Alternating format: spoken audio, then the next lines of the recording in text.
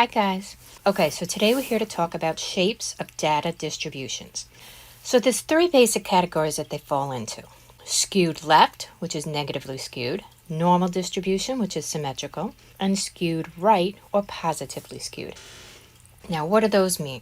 Let's start in the middle with a normal distribution or a symmetrical distribution. That means the data is evenly distributed and it's shaped like a bell.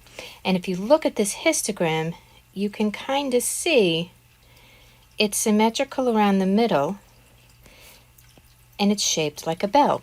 Same with the box plot. The center box is in the middle, it's evenly split, and then you have the same distance left and right. Okay, so it's very symmetrical, it's very evenly shaped.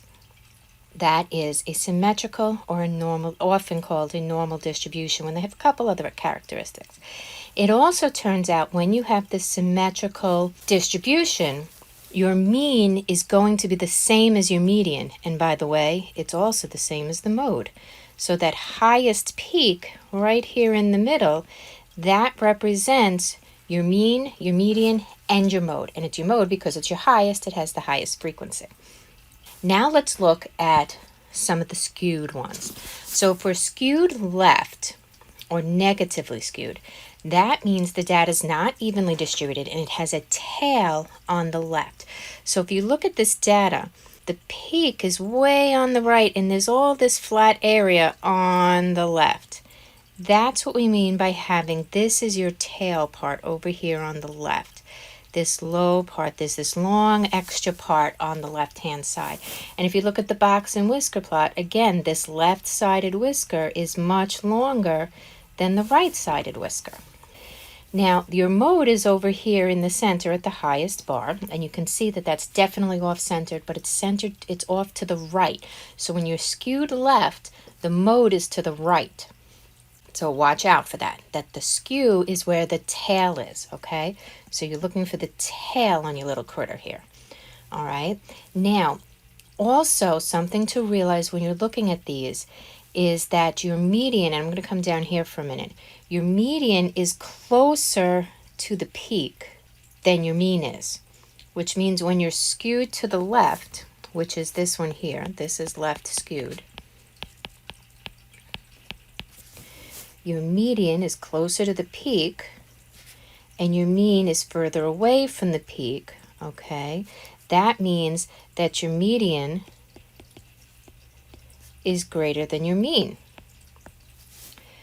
So your median is greater than the mean or the mean is less than the median.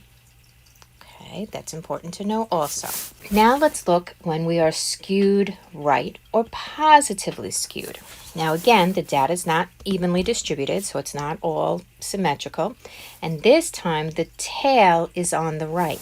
So when we look at this graph, our high peak is on the left, and then we have all this extra stuff going off on the right-hand side.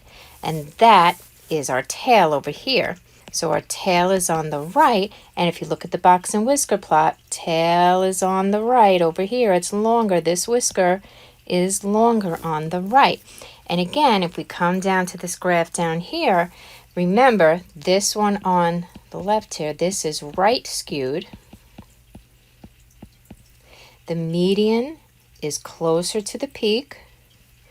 The mean is further away from the peak. So in this particular picture, the mean is greater than the median. So when we go back to our chart here, when we are skewed right, our mean is greater than the median, okay? So the mode is here. The median might be somewhere around here, and the mean is somewhere around here, okay? All right, so those are our three types of shapes. Now, it's also important to realize why we would have these things. So let's think about it.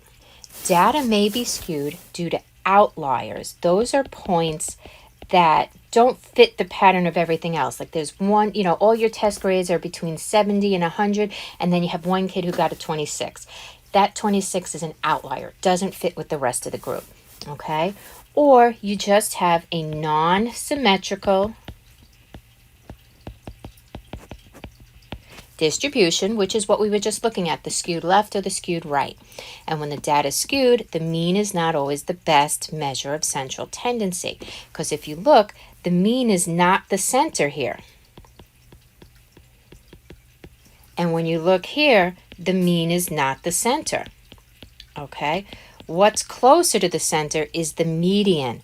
When we have skewed data, it makes more sense to use the median than it does to use the mean. Okay, so that's important to know.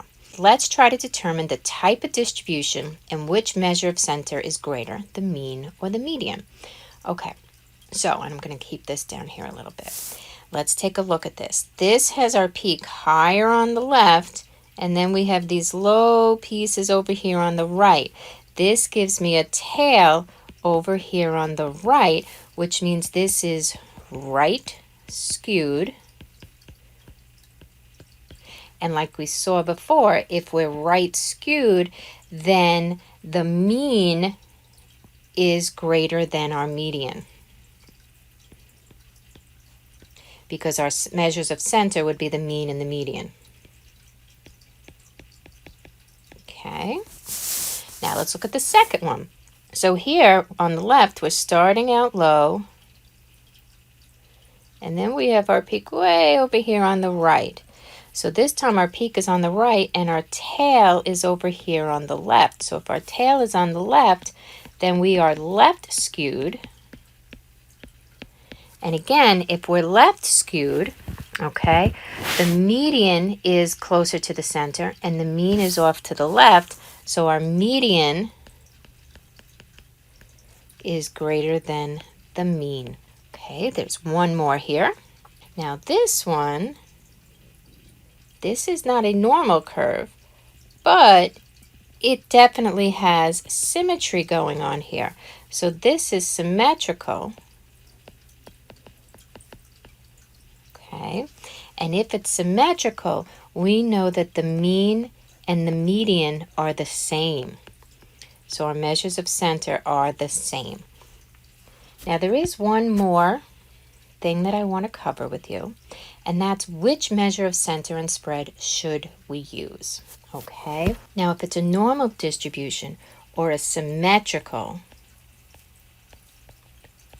distribution, and it looks like the bell curve, then the mean and the standard deviation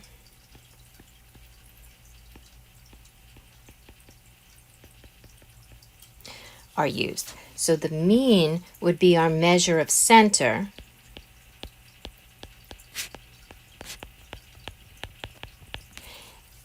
and the standard deviation would be the measure of spread.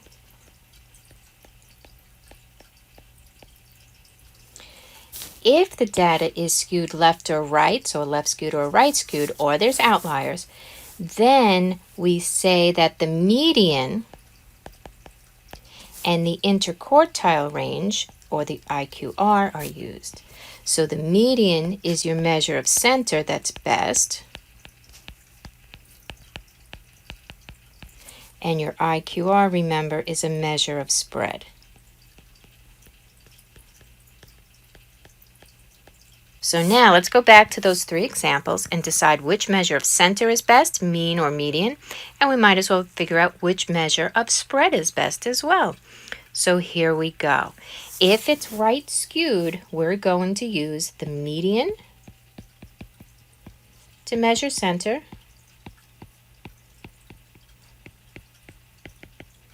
and the IQR, interquartile range, to measure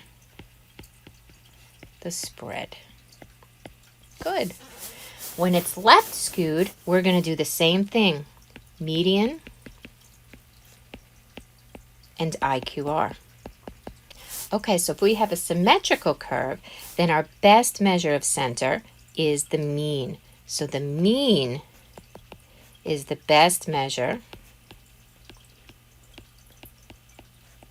of center, and the standard deviation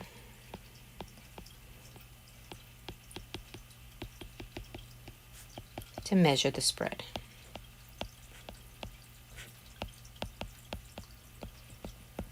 right, guys, and there you have it. We've discussed right skewed, left skewed, symmetricals, which measure of center is largest, and then which measures of center and spread would be best depending on the data distribution. Okay, guys, have a great day. Bye.